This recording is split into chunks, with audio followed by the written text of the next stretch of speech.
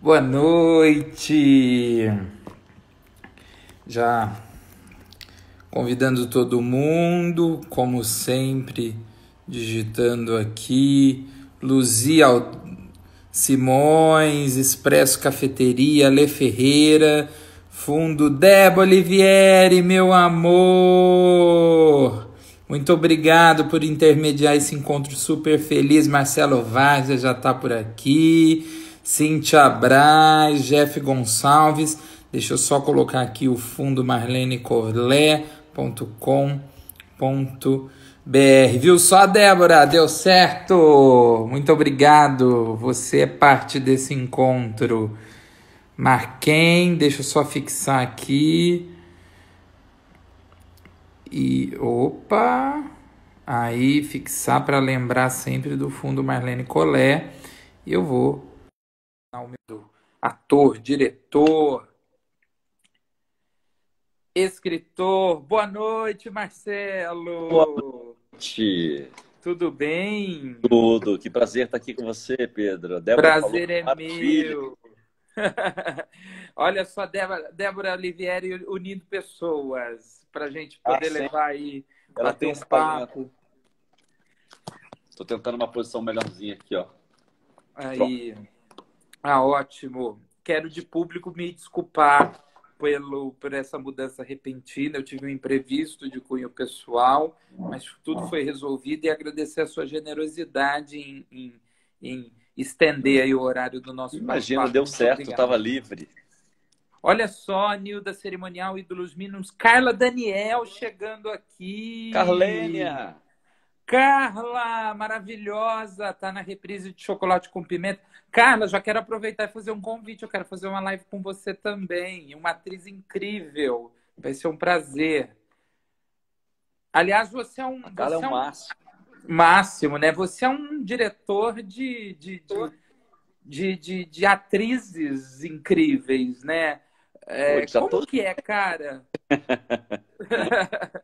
Como que é? Beijos, gente. Marcelo, te amo. Aí, Carla, por favor, aceite esse convite. Carla é amiga da adolescência, fim da Eu adolescência. imagino. E como que é aquela coisa? Você é do Rio, né, mesmo? Eu sou carioca, me formei na Cal em 90. Na Cal.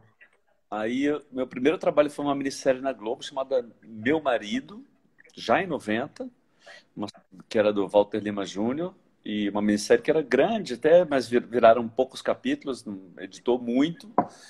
E, eu não gostei da experiência na época, falei, não é a Não minha. quero. Eu tava fazendo teatro e achava que tinha que ser fazer teatro cabeção, queria morar em Nova York e tal. E tava, Queria era época pirar. do Collor. Off-Broadway, É, total. aula, teatro físico e tal. E aí era a época do Collor. E eu não consegui, eu tinha já emprego num restaurante, lugar para morar lá com Raimundinho Lima, que hoje em dia é um chefão do jornalismo do SBT, e trabalhava com o Paulo Henrique Amorim na época em Nova York, e o Rony Vilela, que é super amigo meu, da Carla, da Debbie também estava morando com ele em Nova York. Eles falaram: vem que tem vaga no restaurante, tem um quarto para você aqui. E estava tudo certo, ia fazer meus cursos lá, mas não tinha no governo Collor o material do passaporte. Eu só tinha um passaporte infantil que não valia mais, então eu não conseguia. Eu ia sempre na Polícia Federal e não conseguia. Aí numa dessas, eu estava bêbado no Baixo Leblon, apaixonado Ai, que pela Bel delícia. Coote. Olha, Rodrigo Pena, bem na adolescência. Olha só gente incrível assim, apaixonado pela Bel Coots, né? Minha musa da juventude. E, e ela me dava a menor bola. Imagina, ela namorava o do Moscovos, ela não sabia nem que eu existia. E aí Mas eu olha, pensa pelo lado bom. Ser deixado de lado pelo Du Moscovis não é para qualquer não um. fui A gente deixado tem de que lado. ver. Ela já estava com ele há muito tempo.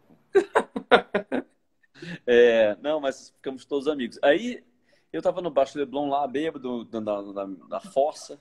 E o Oswaldo Montenegro, que fazia uns musicais de muito sucesso na época, Dança dos Signos, umas coisas, eu tinha trabalhado com ele como produtor. E o meu sonho era pular pro elenco. E aí eu fazia os testes, passava, e ele falava, poxa, você é um puta produtor, fica na produção, nós somos uma tribo, aquele papo, né? E, Aham. e porque eu canto, mas não sou um cantor fudido, não sou danço porra nenhuma, mas quebra um galho, mas não, né? Então não era exatamente o tipo de coisa que eu podia, que eu era o melhor, assim, pra fazer.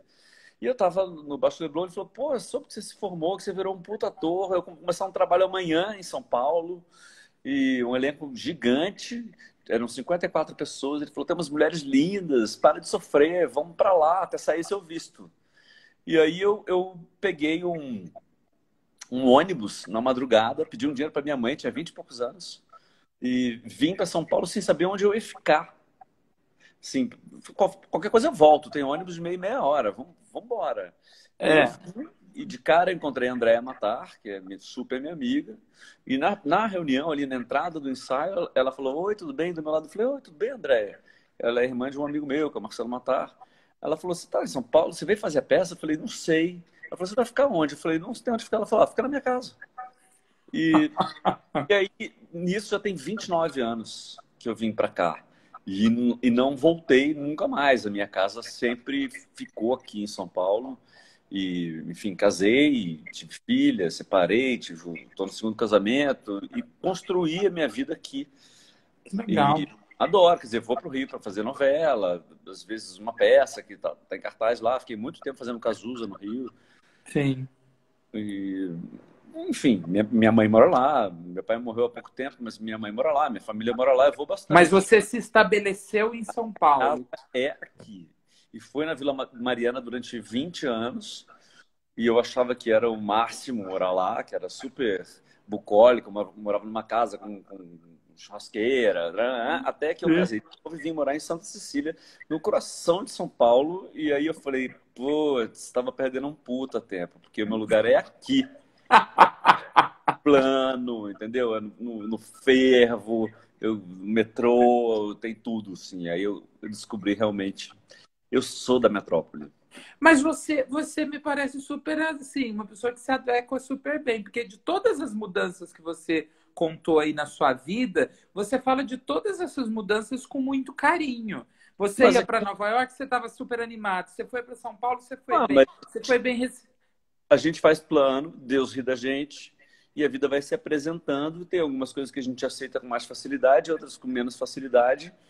Mas quando você decide dar o passo que está se apresentando, é muito legal. E aí você sempre fala, ah, beleza, agora eu entendi por que é que eu estou dando espaço, né? Tem alguns que a gente fica mais resistente. Inclusive, o meu primeiro texto como dramaturgo, que não foi feito para teatro, foi uma carta de separação. Depois de um ano de separado, eu mandei uma carta gigante, bem psicopata, para a mãe da minha filha, que eu tinha uma grande amiga. Demorou pra caralho. Opa, desculpa o palavrão, mas demorou muito. Não, Mas por favor. a gente virou Maravilha. super amigo hoje em dia. E essa carta foi encenada. E aí saiu uma matéria, acho que foi na Folha, falando que eu tava virando dramaturgo. E eu falei, nossa, que mentira. Mentira, isso é uma cartinha de amor que dá para encenar. E aí tentei escrever alguma coisa, escrevi Dolores para Lara Córdoba, ela acabou sendo indicada ao PCA, e daí começou uma coisa com escrever, assim. Aí Agora, você decidiu sempre se separar, escrever as cartas de amor para poder não sempre. vou separar nunca mais. Agora eu tô super bem casado, tá tudo ótimo. Mas Ai, que delícia. foi importante. Tem uns tombos que você leva e você não sabe para quê. E depois de um Sim. tempo você fala assim, puta, era isso, né? Essa relação, por exemplo, nesse caso, essa relação de agora me oferece coisas que têm a ver com o meu aprendizado atual, né? E assim vai. As pessoas se desencontram por milhões de coisas, mas eu acho que muito tem a ver com a evolução de cada um, sabe? Claro, claro, A claro. gente começa a procurar coisas diferentes, né? Que não é transar com alguém fora do casamento ou dentro do casamento aberto, não é isso. Você estabelece novas parcerias que você está dando outro rumo para sua vida, Sim, sim. né? Olha só, Ludson Alves está aqui com a gente, Márcia Alex, Sueli, Tatagiba Fernanda, N de Souza Oficial. A Deb falou que você tem amigos também que moram no Rio, para você não Tenho muitos esquecer. maravilhosos. Aninha quase 30, adorei. Gabs, Ângela, Cristina Souza, Olha só, Arena está entrando o Mancini. maior iluminador do teatro brasileiro. Aí, que delícia. Até minha mãe tá por aqui, César Pivetti, galera acompanhando, batendo papo com a gente aqui.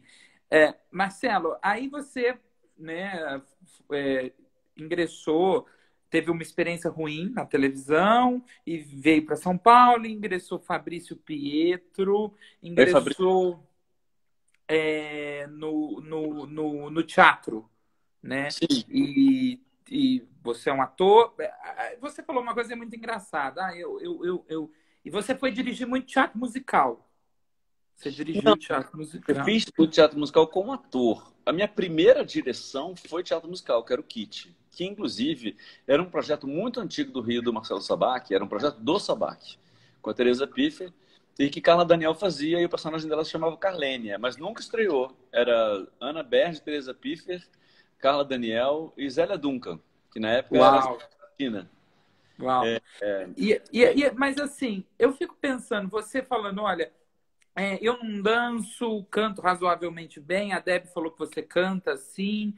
Ó, minha mãe. E as quem? Lília, minha mãe. Ah lá, entrou a minha e a sua. Já ficou tudo em família aqui, tá tudo certo. Dona Célia e Dona Lília. Oi, Dona Lília, boa noite. E a gente está vivendo um momento dos musicais antes disso tudo, né? E aí uma geração de super atores incríveis que cantam, dançam, são sarados, maravilhosos, têm vários mil seguidores e são umas máquinas fenomenais. E muitas vezes houve-se uma crítica de que falta aquela questão do ator de teatro, Hum. o que interpreta e às vezes até não dança, não canta, mas engana muito bem, interpreta muito bem todas as outras áreas. Você acha que o ator pode fazer bem a dança, canta, mas nem sempre o bailarino interpretar, o músico ou o cantor interpretar? E como você vê essa geração desses fenômenos? Você estava trabalhando até agora há pouco tempo com o Felipe de Carolis, que é uma máquina, né? Assim, é a escola, será essa escola desses novos atores? É Eu o acho que a exercício? minha geração, lá, quando eu conversei com o Oswaldo, né, eu fiz 3 peças dele como ator. Depois eu dirigi o Kit, que era um musical, com a Débora Reis, a Ana Berdi e a Andréa Marquis, que ficou muito tempo em cartaz, foi muito bacana. Eu tomei até um susto, que eu não sabia que eu dirigia, e falei, foi por acaso, nem quero dirigir mais. Demorei muitos anos para voltar. E fiz a Ópera do Malandro, do Gabriel Vilela, que fazia o Max, que era o protagonista. Passei por teste. E, e eram cantores deslumbrantes, que já da primeira leva, as pessoas que fizeram o Rent e o Les Miserables, era esse elenco. E eu fazia o protagonista e eu me sentia mal, porque eu canto bem mesmo, eu não canto mal. Não é isso, não, não é que eu canto mal, Débora, é porque a minha profissão não é cantor, principalmente quando é cantor de teatro musical americano. Porque exige uma técnica e uma dedicação que eu sempre fui bem sem vergonha, porque como eu me resolvo, eu canto direito, e eu tenho personagens que têm mais texto do que música, e as músicas são confortáveis, e eu tô mais velho, não preciso dar 10 piruetas, porque os personagens não têm essa Sim. necessidade. Então, assim, a minha geração veio abrindo espaço para essas pessoas que foram se especializando muito com as coisas da Time for Fun, belting, eu Isso, canto estilo belting, americano de musical. sei fazer, mas assim, não é. Eu gosto mais de cantar um sambinha, sabe? Assim, mais minha Sim. praia. Porque também muitas vezes essa técnica, esse estilo belt, esse estilo é, americano, ele distancia um pouco a interpretação, aquela coisa visceral, né? Voltando à sua pergunta, o que eu acho é que existem vários gêneros dentro do musical. Então, quando tem um musical desses grandes americanos, já fiz audição, já passei em uns e não pude fazer, que estava fazendo Cazuza, não quis sair, já fiquei de sub, já fui até a final de muitas audições, mas não ficou entre eu e alguém, ou alguém pegou. Eu posso fazer, mas esse tipo de musical americano, como ele vem da ópera e tem a questão realmente da sua textura vocal, das notas que você tem, e eles são compostos nas linhas de quebra vocal. Então, se tem uma música para uma soprano, ele vai até o máximo da nota que as sopranos normalmente aguentam dentro do belting. E o grave, não sei o quê, né? Para mostrar isso. É um trabalho de virtuosismo vocal mesmo. Sim, sim. E esse trabalho, dependendo do personagem, eu posso fazer, mas não é o meu melhor. O meu melhor é trabalhar como ator. Então, fora esse teatro americano, o que a gente tem feito de teatro musical no Brasil e de teatro musicado, assim como já eram as coisas do Brecht, do Kurt Weill, né, do teatro de revista, esse teatro, que é teatro musical, é teatro em primeiro lugar, ele prescinde, e ele precisa do ator Sim. para contar a história, senão ela não vai ser contada. Ou ela vai ser cantada dentro de um monte de técnica de belting, e talvez a história não emocione. Até porque essas músicas não precisam ter tanta extensão vocal, nem segurar uma nota por 10 compassos, né? Porque a música Sim. popular ela é mais tranquila nesse lugar, né? O musical americano você tem que cantar nota por nota da partitura. É claro que quando a gente está fazendo um musical brasileiro ou as adaptações, umas coisas, as linhas de coro elas têm que ser cantadas exatamente como são para que a harmonia funcione. Mas os solos têm muito mais maleabilidade. Então, por exemplo, se eu quiser remontar um musical brasileiro do Cazuza, vamos dizer que eu fiz, e Uhum. trocar o ator protagonista e aquele tom não é bom para ele, vai tudo ser readaptado para que fique confortável a história seja contada. No musical americano, não. É uma partitura que existe e você tem que cumpri-la, porque a dificuldade compreende a excelência vocal de alcançar aquelas notas. Sim. Então, é uma outra história. E quando a gente fala desse musical brasileiro, a gente pressupõe que ele parte mais da arte do ator. Então, ele abre a possibilidade que, por exemplo, de que você convide um ator que talvez não cante, não dance, para fazer esse musical e para se preparar de alguma forma para estar ali cantando e dançando, né? Nara Leão, né? Uma afinação precisíssima, com uma voz pequena, com muito charme, muita musicalidade, não passaria num musical desses gigantes. Talvez se o personagem te coubesse, né? Uhum. Marina Lima, mesmo antes do problema vocal. Tem tantos cantores que acham um jeito de cantar com a sua personalidade, né? Não Sim, sei qual seria o personagem da Ângela Rorô, que é uma puta cantora, entendeu? sim, Então, sim, sim. existe essa variação que realmente aí é a técnica do belting, aí é o jeito de cantar, e que eu concordo com você, muitas vezes é, fica pasteurizado, plastificado. Sim. Muitas Ape- vezes. Sim, muitas vezes. Apesar que é, nós também aprendemos a fazer essas superproduções e, inclusive, a trazer para elas características nossas, por exemplo, Sim. né? E formar público de teatro, porque muita gente acaba voltando para o teatro dramático, que volta a ir ao teatro e aí se interessa pela programação. Até porque muita gente que faz teatro musical também faz teatro que não é musical, teatro dramático, e as pessoas de musical têm muitos fãs.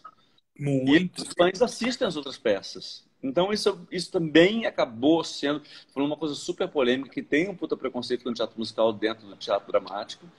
Tem, porque realmente são produções enormes e uma estrutura que a gente nunca teve na vida, com conteúdo normalmente, estritamente de entretenimento, né? Então, todas as questões de transformação da sociedade, as coisas dos espaços que precisam ser alargados, não acontecem normalmente nesse tipo de dramaturgia, né? Sim, sim, mas é muito legal quando a gente vê que também se fazendo com qualidade esse tipo de trabalho. E aí ele é um incentivo para os outros, né? Sim. Para os musicais nossos, que contam nossas histórias.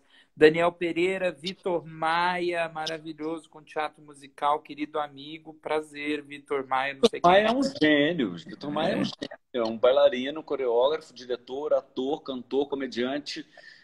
Vitor Maia é um gênio Completo. completo, um comediante sensacional.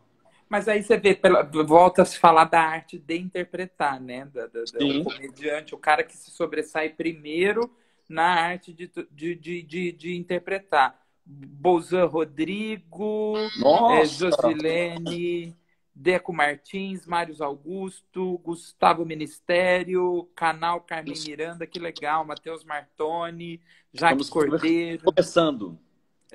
Zé Ricardo Oficial, Daniel Pereira já falei, Dr. Zei, Murizete, enfim, galera toda aqui com a gente. E e como que você está sentindo esse momento atual que a gente está vivendo? Todos os tempos que nós falamos, você sempre falou, olha, estou vendo uma leitura aqui, estou acompanhando uma coisa ali. A gente não pode, a matriz produtora, a gente não pode parar, né? A Não, gente tem não que consigo. resistir e continuar produzindo, dirigindo, escrevendo. Acho que é um ótimo momento para escrever, porque eu acho que do caos a gente tira coisas maravilhosas. E até Certeza. talvez interpretando via web. Eu tenho a sensação de que isso que nós temos feito pela web, isso não vai substituir nunca, a gente sabe, mas isso vai poder se agregar ao teatro comum quando tudo Eu acho que voltar a alguma essa coisa nossa vai ser nova realidade. reaproveitada disso, né? Eu acho, uma perninha. A gente não sabe ainda como é, e acho muito bobo o preconceito todo que as pessoas têm, né? Acho, não vão perder, o teatro não morreu nunca, desde a Grécia. Já aconteceu de tudo. Então, Ele você evolui, né? O teatro evolui. Você falou do teatro grego, por exemplo, que às vezes durava 12 dias uma encenação, todo mundo participava e era uma coisa louca, e ele foi se adequando. E eu acho que esse é um momento de adequação e a nossa nova realidade vai ser também uma outra adequação, né? E a gente sim, vai continuar resistindo. sim, por exemplo, eu fiz uma leitura do Carícias, que é uma peça que eu fiz em 2006 pelo Rede de Leituras. Aliás, sigam, hoje tem uma leitura ótima. Maravilhoso. Eles entraram aqui com a gente também para dar um oi. Um texto do Sergio Belbel, dirigido pela Márcia Bujanra, que são 11 atores ótimos, que fala de coisas super importantes, está lá no canal do Rede de Leituras.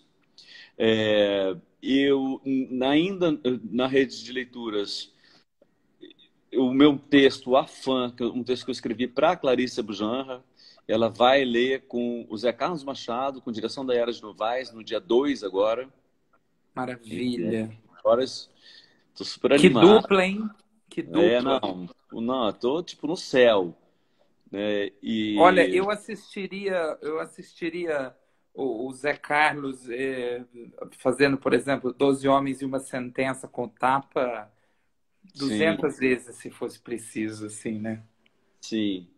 E então eles vão ler isso, quer dizer, já leram, né? Mas vai ser exibido no dia 2. E vou fazer uma leitura com a Débora Oliveira de um texto do Leonardo Alckmin, com direção do Otávio Martins também. Então, assim, eu acho que a arte veio para transformação, para sublimação. Ela existe para que seja possível o nosso dia a dia. E, e eu não acredito em purismos com nada. Então, nesse tempo de pandemia, a minha necessidade de comunicação, a minha necessidade não de ego, mas a minha necessidade de interferir na vida das pessoas e poder dar algum sopro de raciocínio, de questionamento, de tentativa de transformação, que para isso que eu sou artista, eu não consigo ficar na minha casa vendo números absurdos, com um governo absurdo e não fazer nada. Para mim é impossível. Então, assim, o caminho que eu tenho é esse agora. Tá, não é uma arte absoluta, a gente não domina esse veículo ainda, não é teatro, mas é uma possibilidade de contato. Sim, é uma performance, é um novo método de encenação, né? E olha que coisa, nesse momento que a gente está vivendo, por exemplo, a televisão, o cinema, as grandes produções, eles não conseguem, eles estão parados. E aí a gente consegue usar do mecanismo eletrônico Sim. para elevar o teatro. Então, E repensar tudo. Esse ano, as minhas coisas tinham ido bem, ia ter a montagem mesmo do Afã, com a Clarice e o Zé Carlos, direção da Yara.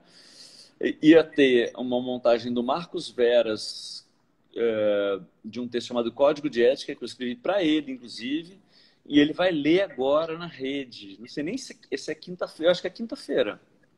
uau! Dia 17 na quinta? Isso, É, quinta. eu acho que é Não, isso. dia 17 é amanhã, quarta-feira. Então é 18. Eu acho que é isso, mas ele não me mandou o flyer ainda, eu coloco quando chegar. Por Eu favor. falei com a Rosane Holland, um texto meu. e que ia ser montado agora, no primeiro semestre ainda. Eu escrevi um texto para Ana Lúcia Torres, Juliana Baroni e Norival Riso, e eu dirigiria ainda também no primeiro semestre, chamado Palíndromo. E Narciso, que é um texto meu com direção do Leopoldo Pacheco, com André Dias, Flávio Tolesani, Paula Cohen e J. Barleta, que também estrearia nesse primeiro semestre. Então a gente não sabe mais o que vai acontecer, quando vai acontecer, com que procedimentos isso vai acontecer. Então, para mim, foi uma puta banho de água fria, assim. Porque eu tava tipo, putz, que legal que 4 textos... Quantos espetáculos? Todos iam estrear em São Paulo? Todos. Não, é o Código de Ética no Rio. Olha só, estreia em São Paulo, estreia no Rio, e todos textos seus, assim, né? Então, um momento onde você poderia fazer um festivalzinho de teatro só com os espetáculos e uma galera diferente, de diferentes pegadas, diferentes tem feito coisas diferentes. Eu tenho me inspirado muito em pessoas que eu gostaria e escrevo para elas sem elas saberem. Sei como é. E tem dado certo, porque quando eu encontro com as pessoas para ler, as pessoas falam, nossa, né? E vamos escrever... trabalhar, Daniel, você mora muito longe. Onde o Daniel mora? Em Florianópolis, eu acho, lá para o sul. Ah, Daniel, tem que estar mais perto. Olha só, a Débora falou que está chocada com quantos textos você escreveu. Você tem noção de quantos textos você tem hoje? Não são tantos assim, Débora. 6 é bem pouco ainda. Sei. Nossa, mas pela toada que você... É que você teve uma... É porque foi 6 em 2 anos. Isso que foi uma lançamento, todos juntos, né? E você acha que... Eu, particularmente, ultimamente, o que tem me dado mais prazer nos últimos 2 anos é realmente escrever também. Ah, você escreve também? Me Eu conta escrevo. de você. Vamos lá, eu sei que você é ator, que você é jornalista, mas me conta de você. Sou ator, sou jornalista, sou apresentador, sou diretor. O que manda a gente fazer aqui no interior, Marcelo, a gente é assim, ó, chamou, a gente tem que fazer. Se a gente não sabe, a gente aprende, entendeu? Eu produzo, eu canto, eu escrevo, eu faço, já fiz cenário, já tudo. Bora. Eu falo, gente, pelo amor de Deus, se estiver pagando, a gente, Gil Coelho entrou aqui agora, se estiver pagando, eu falo, vamos embora, porque a gente nunca sabe, né? A gente vive dos altos e baixos sempre, né? Então... Totalmente Kenga.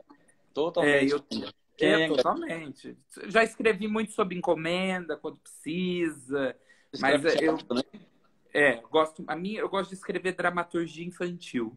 É o meu lance... É uma coisa que me pega muito. E eu acho que, não sei como foi para você, mas eu acho que a escrita, como a leitura, ela é um exercício. Quanto mais a gente lê, melhor a gente lê. Quanto mais a gente escreve, melhor a gente escreve. Sim. E nunca te despertou, quando você vê lá, depois de um tempo escrevendo teatro, já não te desperta a vontade para escrever para outras? Estou escrevendo já.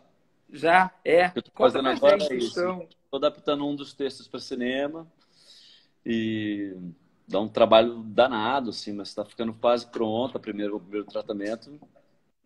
Estou bem feliz, fiz uma salinha de roteiristas com o Marcos Cunha, eu acho. Não, esqueci o sobrenome dele agora. E a Giovana Soar, é porque eu conheci ele num curso de dramaturgia e achei ele o máximo e acabei de chamá-lo para vir. É Marcos Soares e a Giovana Soar.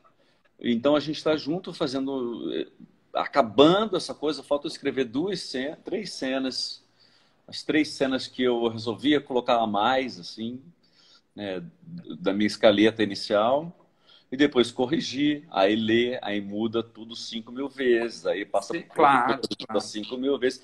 Mas, enfim, vai ser legal, porque é o Afã, que é essa peça da Clarice, né? E agora vai ter a leitura no dia 2, então vai ser legal vê-los falando o texto, repensar. Claro que já está muito diferente no filme do que na peça, né? Porque a peça é uma falação sem fim e cinema é ação, né? Então tinha que recriar muita coisa. E muitas vezes no cinema você vê o seu texto não falado, mas às vezes encenado. Não, que é o Tá? grande lance, você descobrir quais são esses movimentos que contam a história, né? Com imagem. Sim, sim. E se continuar nessa crescente, a gente pode pensar em séries, TVs.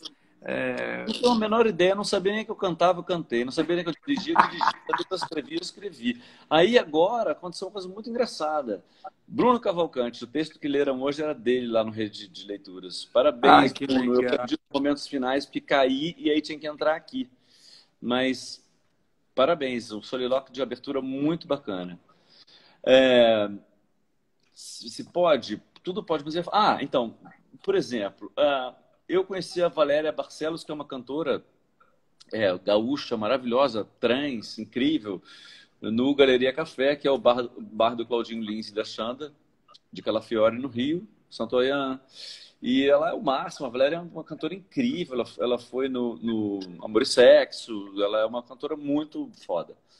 E eu tenho um primo, Paulo Renato Nardelli, que mora em Brasília e trabalha com justiça, uma coisa do judiciário, que eu não sei exatamente o que que é, se ele é... Enfim, ele é o procurador, não sei exatamente o que ele é. Acho que ele é procurador. E ele foi músico na juventude. E aí ele, quero voltar, me apresenta as pessoas, quero voltar. Eu falei, pô, Renato, não sei nada de música, eu não sou da música. Eu tenho uns amigos cantores, mas não sou desse mercado e tal. Aí um dia eu vi que a Valéria colocou um post que estava procurando compositores. Aí fiz o link dos dois. Ele começou a mostrar as coisas para ela e ele mostrou para mim. E eu falei, Paulo Renato, tô achando que não é muito a vibe da Valéria, porque tá muito suave essa narrativa. Itapuã, fim de tarde, com a gatinha no sol. A Valéria é uma cantora trans da virada. Acho que a gente precisa mexer. Então, mas tipo o quê? Aí me deu um clique, e eu não estava escrevendo nessa época ainda. Me deu um clique e eu escrevi, sei lá, 6, 8 coisas, letras de música, supostas letras. Pelas coisas que eu lia da Valéria, o cara que terminou com ela estava sofrendo isso aqui, a necessidade que o Kant precisa de arrumar o seu espaço e bancar isso, né, dentro da sociedade. Eu comecei a escrever coisas inspiradas em posts que ela tinha feito. Fiquei voltando no Facebook dela e fiquei fazendo umas poesiazinhas. E eu Uau, mandei. você pegou pequenos trechos e colocou a dramaturgia. Eu só me inspirei, não peguei nada, só me inspirei. Falei, tomou um pé na bunda, vou escrever sobre isso. Vou escrever sobre isso. E aí eu escrevi umas músicas para ela, ela adorou. 3, uma já está gravada, já está no YouTube, é minha e do Paulo Renato Nardelli, que é o meu primo, que se chama Ninguém Te Avisou. Não, Ninguém Te Avisou, Valéria Barcelos. Tem mais 2 que ela está gravando agora, num singlezinho que ela vai lançar, um EP. E aí, hoje, eu estava revisitando essas músicas, porque eu vi a Valéria na live da Andréa Matar, que é uma delícia, inclusive, já viu? Que é Madrugada de Matar. Sim, sim, Matar sim. quartas e sábados, de meia-noite às 5 da manhã, e é um papo solto, música e sexo, é tipo isso. Ah, que delícia. E a Valéria fez, eu estava assistindo, depois era o Leopoldo Pacheco, que era super meu amigo, a gente fiquei ali vendo os amigos. E ela cantou, e eu fiquei super emocionado dela cantar, Ninguém Te Avisou lá. E as pessoas adoraram, começaram a me escrever, falando, nossa, que máximo, não sabia que você compunha. Eu falei, também não sei. Olha, mas eu estou impressionado. Se a gente está aqui conversando e você já contou várias coisas novas. Eu fico imaginando o que mais nós vamos descobrir no decorrer desse papo. Já perguntaram aqui, livro tem, Marcelo? Tenho. Meu primeiro texto de teatro se chama Silêncio.doc e ele muito orgulhosamente virou um livro publicado pela editora Cobogó. Ele é o texto da peça, um prólogo meu contando por que e como eu escrevi, em que condições, que é quase um conto. Tem um prefácio, um prefácio do Alcides Nogueira, da Júlia Spadatini, tem uma carta de direção do Márcio Macena. É bem bacana. E está De sendo direção usado do também. Márcio, o Márcio que fez, o Márcio foi diretor do Márcio Ita de foi Mora ao diretor. Lado? O Ah, Márcio maravilhoso. conhecia a tal carta, estava ali chorando. Ué, tem para vender. Eu vi que está em promoção, inclusive, na Americanas.com e na. Americanas não, porque não está tirando as coisas lá dos Sleep Giants. Vai na Magazine Luiza. Magazine Luiza. É, que é a Luiza Vamos Trajano. comprar. É. E aí, enfim, aí de repente livro, música. Aí eu voltei a dirigir, porque muitos anos atrás, desempregado, eu mandei uma mensagem para o Isser Coric, que é o dono do Teatro Folha e do Teatro dos Arcos, e ele tinha visto o Kit, que foi minha primeira direção lá atrás, ele adorava, ele sempre falava, vai, volta a dirigir, volta a dirigir. Aí um dia eu falei, cara, se tiver alguma coisa aí, me chama. Nada. Você tá vendo? Desempregado. Você me entende bem quando eu disse que a gente faz de um tudo um pouco, né? Então, aí eu falei, vou tentar por aqui. Aí mandei para ele cagou, não respondeu. Anos depois, ele mandou uma mensagem, falou, cara, eu tenho um projeto aqui, que é um projeto de nova dramaturgia e tal, e tem um texto que foi aprovado e tem patrocínio, bem baixo, patrocínio, de R$ 2.600. Tinha um dinheirinho para montar e fazer 8 sessões de graça para o público. Ele falou, eu queria te chamar para fazer. Aí ele falou assim, um texto do Fábio Brandi Torres, que eu não conhecia, e ele é maravilhoso. Aí ele falou, é uma história que assim, são cenas do Shakespeare, contando a história do golpe no Brasil, aí tem o Lula, tem a Dilma. Eu falei, meu Deus, isso deve ser uma bomba, um programa de humor ruim, eu não quero fazer imitação, não gosto, mas... Aí vim na sala, falei com a minha mulher, falei, pô, não vou fazer isso, não gostei. Ela falou, Marcelo, você quer dirigir por diversão ou você quer ter essa profissão? Eu falei, a profissão. Ela falou, então nem sempre vem uma coisa muito incrível, você vai ter que dar um jeito nessa peça. Isso eu não tinha lido, tá? Quando eu li, eu vi que era genial, chamei um elenco super bacana e ganhei prêmio de direção com essa peça, o prêmio do Fábio Porchat, o prêmio do Lobo. 2018, né? Você ganhou esse Isso, prêmio. eu ganhei. Então, assim, depois de 15 anos eu voltei a dirigir e na primeira peça eu ganhei prêmio e fui indicado nas outras que eu dirigi na sequência. Que foi A Porta da Frente, da Júlia Spadattini, que é autora, junto com a Carla Faú, do Segunda Chamada, que foi no Renaissance, foi super bacana, a produção da Célia Forte. Eu dirigi Dolores, que é um texto meu que eu escrevi para Lara Córdola, e ela foi indicada para o APCA, de melhor atriz. Então, assim, as coisas de 2 anos para cá, que é o tempo que eu parei de fazer TV, e não fiz nada de musical, não fiz audição, nada, só fiz Cazuza porque voltou e aí realmente era minha paixão, eu adoro fazer essa peça. Se alguém pegar esse personagem, eu mato. Eu falei que a gente vai ficar velho, eu vou fazer o avô do Cazuza, mas eu vou estar lá. E aí esse tempo foi um tempo de grana muito difícil, né? Porque acostumado a ganhar salários, bons salários, e aí eu virei autônomo, e aí eu tenho que dar uma aula, tenho que fazer locução, tenho que fazer o que eu tenho que fazer. Mas foi um tempo de reinvenção, custou caro financeiramente, mas pessoalmente, de realização, é, eu Foi um tô arrependendo, investimento. sabe? Eu tô Por orgulhoso mais da que minha tenha produção. diminuído a renda, foi um investimento.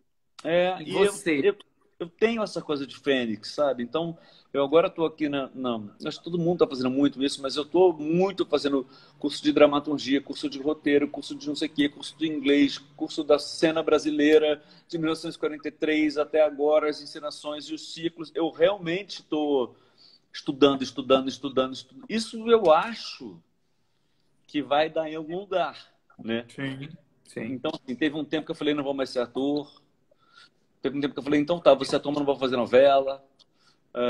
Dentro dessa curva, né? Sim, sim. De escolha, de mágoa, de raiva, de depressão, de cansaço, de gostar de estar fazendo o que eu estou fazendo, as coisas vão mudando de lugar, né? Sim. E agora eu acho que eu tô pra fazer tudo, cara. Vamos fazer, entendeu? Se couber e se te fizer feliz, vambora, né? Assim, se não for. Cara, a gente não sabe nem quem a gente é, né? E aí aconteceu uma coisa muito legal que A sua mãe mandou um recado aqui. qual que foi? Orgulho. Ela postou. Que amor. Ela vai ficar com orgulho quando acender um cigarro agora aqui. Ela vai ficar louca. Ela e a Débora Oliveira, que eu voltei a fumar depois de 9 anos da pandemia, você acredita? Ai, meu Deus do céu, já tô vendo até os recados Mas eu aqui. já marquei uma data para parar. Tá. Na pandemia tá foda, né? Pelo menos nesse momento, né? Para É, relaxar, para não surtar. Ai, é, ai, ai. E me fala, como foi o Sede, que você entrou 2 semanas depois da puta, estreia foi uma loucura. e aí entrou, ficou tudo pronto, foi e se apresentou pouquíssimas vezes. Não, acho que eu fiz umas 6 semanas. Umas 6 semanas. 5. Eles estrearam e na sexta e teve uma troca de elenco 2 dias depois. E eu tive 2 ensaios e entrei. E era. Puta, eu nunca falei tanto na minha vida. Você assistiu? Eu assisti, mas eu cheguei a assistir com o Zé Henrique, Com o Zé Henrique. no Tuca. É. Ia fazer Quero ver de totalmente novo. Vai diferente dele. voltar? Tem pretensão de voltar quando tudo voltar também? Ó, o Felipe tem um patrocínio, né? E eu não sei como ele vai organizar isso agora, né? Com as metas do patrocínio e contrapartida, como ele vai fazer, de que maneira. Mas tem uma possibilidade da peça, porque ela praticamente são monólogos, né? São 3 atores com vários monólogos, tem um pouquíssimo ponto de contato. Sim, sim. E não precisa de contato físico, então. Mas e as peças desse autor que ele vem trabalhando, né? Incêndios, Céus e agora Sede, tem uma dramaturgia Super foda, né? sofisticada. É, muito legal. É muito sofisticado, é bom de fazer. Quando eu peguei, a Célia me chamou para fazer, para entrar em emergência. Eu falei, tá, quando chegou o texto, eu falei, não vou decorar isso nunca. É. Para quem não viu, eu fazia um perito, um antropólogo forense, que narrava a história inteira. Eu narrava e vivia, narrava e vivia, narrava e vivia. É um protagonistão. Acho que eu Tem falo quebra. assim, minha primeira. Quando eu peguei o texto, como são monólogos, eu gravei para ficar me ouvindo, que tem esse recurso de vez em quando. Dessa vez eu não usei. Por quê? Quando eu gravei e eu fui ver, a minha parte falada, sem contracenar com ninguém, era 55 minutos. Então eu tinha que, em 2 ensaios, decorar 55 minutos e ter a peça da minha mão, porque o pulso da peça é desse personagem. A peça é até um pouco mais longa do que as espetáculos que a gente Sim. costuma ver ultimamente, É. mas eu toda vez que eu sei que tem uma produção desse autor para estrear, eu fico esperando e toda vez eu me surpreendo com o texto Pode dele. falar o nome dele, né? Eu não vou conseguir. Wadima Wawad. É, olha, Mas mesmo assim eu acho que eu falo errado, mas tudo eu bem. nem me arrisco, ele é do Oriente Ele Médio, é Líbano. Líbano, uma coisa É, do assim. Líbano, morou na França, teve uma companhia na França, foi para o Canadá, e ele hoje em dia, acho que é Canadá e França. Acho que ele tem essas duas coisas. Vika! Nossa. Eu adoro isso. Agora, isso é a magia do teatro, né? Olha isso, o cara que sai É o do libanês, Líbano, deve confirmar. libanês, França, Canadá, e aí a gente faz essa montagem no Brasil e continua sendo teatro e bom teatro, né? Fala de um monte de personagem com incomunicabilidade, fala de solidão, fala de depressão, fala de adolescência e juventude, sonhos impostos. Isso que a gente vive o tempo inteiro, essa falta de sensação de pertencimento, né? Que cara, cada vez que eu faço um mapa astral, o astrólogo novo fala assim: ah, coitado. Sou aquário com aquário no entorno, eu não me encaixo em nada. Então, assim, eu não sou do grupo X, eu não sou do grupo Y, eu não sou. Eu faço televisão, teatro musical, eu passei por tudo, mas eu não sou, tipo, o fodão de nenhum dos lugares. Eu sou um cara que transita. Eu escrevo, entendeu? Eu não me classifico. Isso, a princípio, foi muito angustiante a minha vida inteira, desde a infância. Essa sensação de inadequação. Eu não era o cara hétero. Típico que eu jogava bola, dava porrada, eu gostava de ler. Eu não, então tudo para mim era estranho, porque eu nunca era quem queriam que eu fosse, ou que eu me sentia confortável, porque me sentia aprovado. E aí Isso a arte foi um escape, assim, para você poder eu me pôr encontrei tudo isso para quando eu fora? achei o teatro, eu falei, agora eu encontrei a minha turma. Essa minha turma, ela é aqui. É, Mas ainda persistiu durante muito tempo essa sensação. A Debbie falou, não é inadequação, é multiplicidade. Sim, é Sim, sim. multiplicidade, mas você fica querendo um conforto, né? De tipo, porra, aí virei um puta cantor, fiz sucesso. Não, eu faço um monte de coisa. Então, até os 40, isso pra mim era... Eu não compreendia. E aí eu casei com a Vavá, que começou a regar essa planta, investir nessa planta, investir nas minhas facetas artísticas, na minha faceta como homem, para eu entender quem eu sou e poder ser que eu sou 100%, esse crédito é todo dela, assim. Ela realmente me empurrou para esse lugar que eu tinha medo de ir, porque eu não me entendia onde era isso, né? Esse lugar que não era tão claro. E, aí passou um tempo, eu falei, a minha classificação é ser inclassificável. Aí no Mas penúltimo mapa astral que eu fiz... eu tô impressionado com a sua sinceridade, porque numa live, num bate-papo, e você se colocar assim tão mas não é aberto. Nossa, não, mas você concorda comigo que no meio artístico isso acontece pouquíssimo. Eu não combina com o meio artístico, eu acabei de falar. É porque muitos vêm aqui e se colocam como diretor genial, o ator genial, o autor genial, aquela coisa do inabalável. Eu, graças a Deus, tive muitas felicidades nos encontros, você é mais uma delas, porque eu estou vendo seres humanos e seres artistas, fazedores, muito legais, assim, sabe?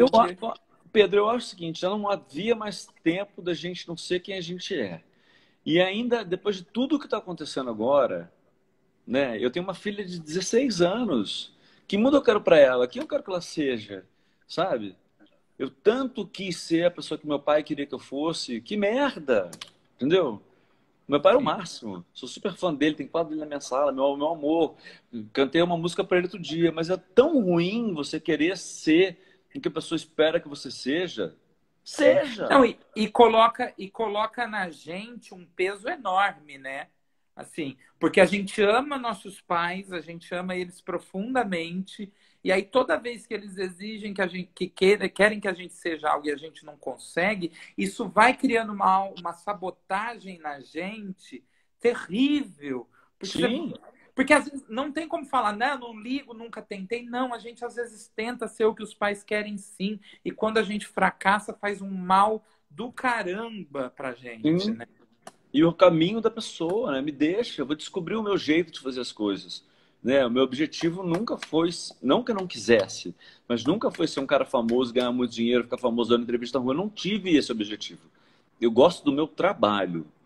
Eu gosto de trabalhar. Se eu puder ganhar dinheiro, melhor. Se eu puder ganhar muito dinheiro, melhor ainda. Mas eu gosto do meu trabalho, eu gosto de pensar, eu gosto de fazer. Eu descobri, durante muito tempo, eu fui muito implicante, durante muito tempo. Implicante com as pessoas, implicante de piada, implicante, assim. E aí um dia eu descobri, quando eu virei budista, tem uns anos, eu Que descobri legal. que tamanha luz, tamanha sombra, e que a meu grande defeito, que era ser implicante, podia virar uma qualidade se ele virasse provocação. Porque a implicância e a provocação são primas, né? Mas uma em polos Sim. diferentes. Então eu falei, Mas uma incentiva, a outra. e aí eu comecei a mudar esse foco, sabe? Eu falei, então serei um provocador.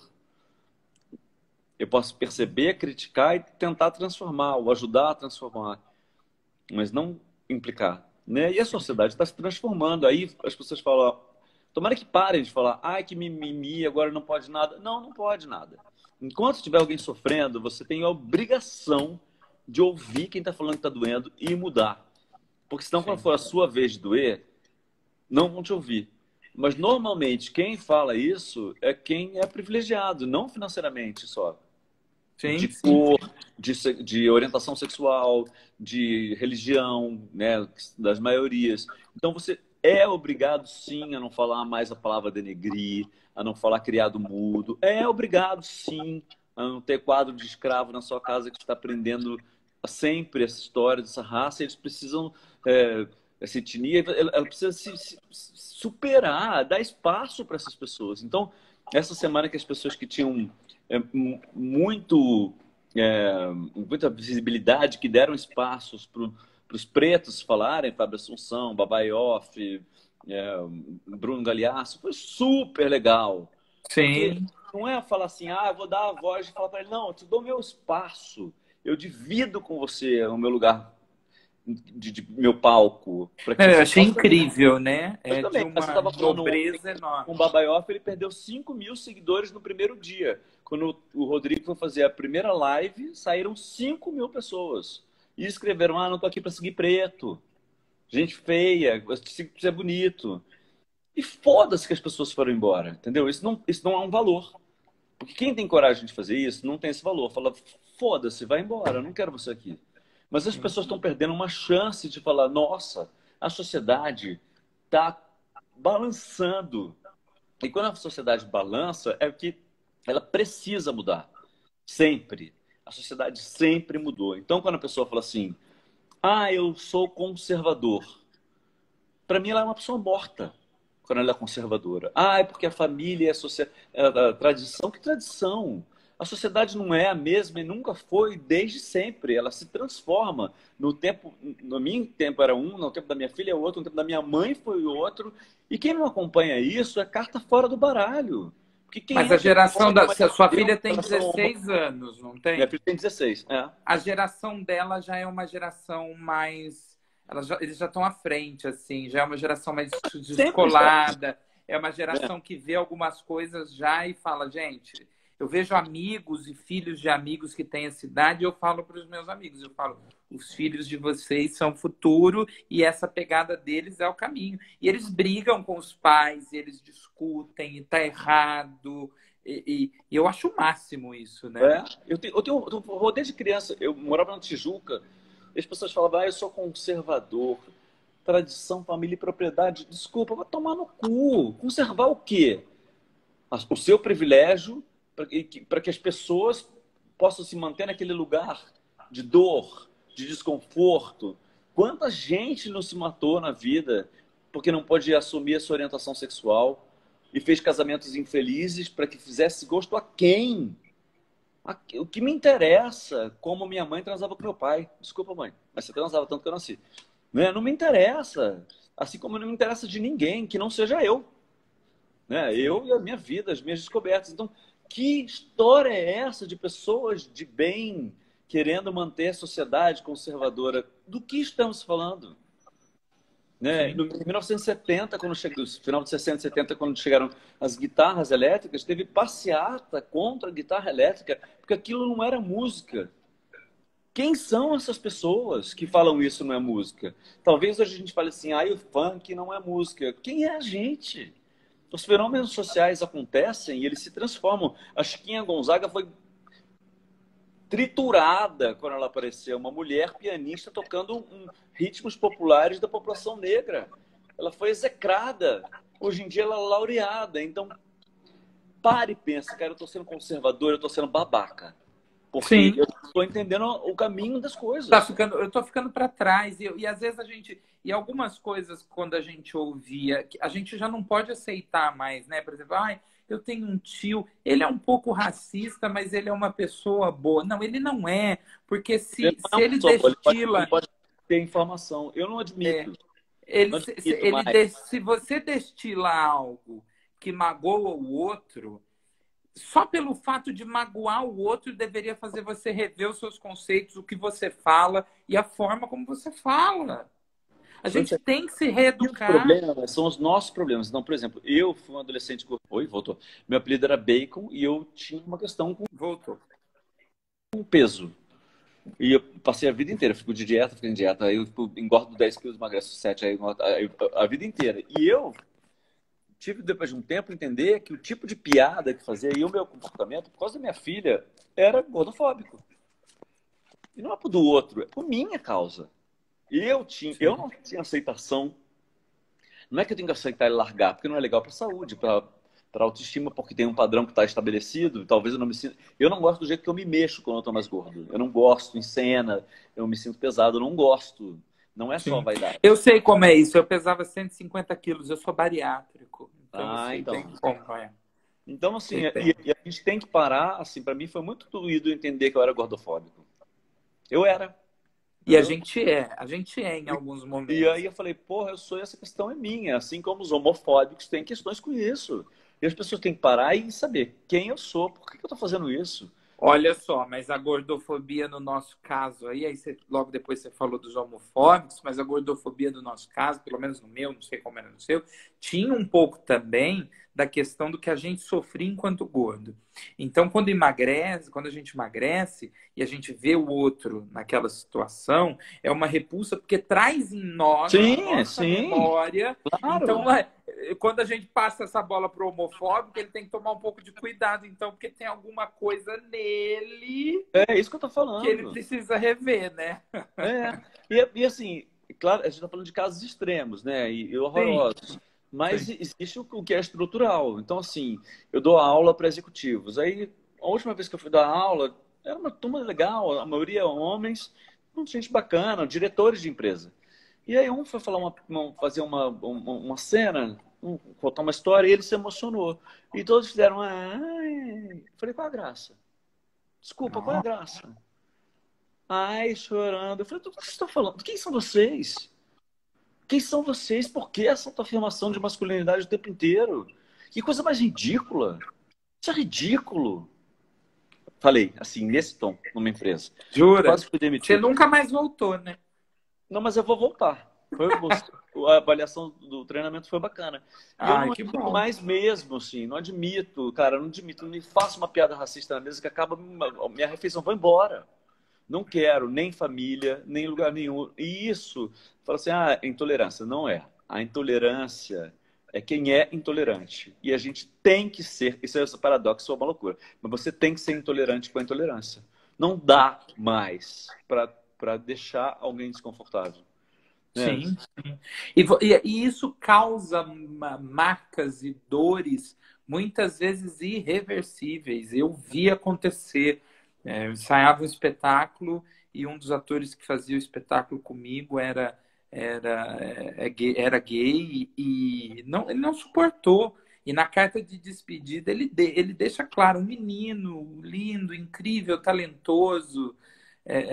Ele diz, ele já não conseguia mais suportar, ele não suportava mais viver neste mundo, É. entendeu? O Babaioff me contou ontem que o Rodrigo, que é o cara que estava no perfil dele, ele falou: você nunca vai entender o que eu passo por ser negro, por nunca ter entrado num supermercado e não ter sido olhado, por nunca ter sido desconfiado só porque eu estava em algum lugar, por alguém atravessar a rua porque você está passando. Você nunca vai entender. Ele falou, mas para você ter uma pista distante, eu vou te dizer, você sofreu algum tipo de bullying na escola? Ele falou, sofri, né? A gente sempre é sacaneado por alguma coisa, ou porque é orelhudo, ou porque é gordo, ou porque é amado, ou porque é viado, ou porque é preto. Sempre tem um bullying. Ele falou, sofri. Ele falou, você lembra da sua sensação? Ele falou, lembro. Ele falou, então, eu sou o dia inteiro, eu sofro bullying o dia inteiro, todos os dias da minha vida. É essa sensação de medo, de descompasso, de não ser aceito. Então, como é que a pessoa tem a cara de pau de falar não tem racismo no Brasil? Tem racismo no Brasil. Claro Não que tem. é piada falar, cheguei na praia e tinha um bando de crioulo. Isso não é piada. Isso é uma falta de respeito. Isso é crime, sabe? Tem um monte de Algumas coisas, pessoas quando atrás. saem da boca, elas deixam de ser opinião e elas passam a ser crime. E o crime tem que ser penalizado, né? Não deixo. As pessoas mais velhas não se Marcelo, você permitem. sabe que com uma hora o Instagram chuta a gente Já tem daqui, uma né? hora? Já, que bom que você não percebeu, eu também não, Olha, querido. Olha, queria Debbie Olivieri, que esteve aqui com a gente o tempo todo, agradecer por ter intermediado e queria agradecer você. Foi um bate-papo, uma aula de teatro, uma sessão de terapia coletiva. E eu queria muito, novamente, agradecer ao Leopoldo Pacheco aqui. Léo, Domingo eu faço uma live com o Leopoldo Pacheco. que Muito obrigado maravilha. por ter aceitado.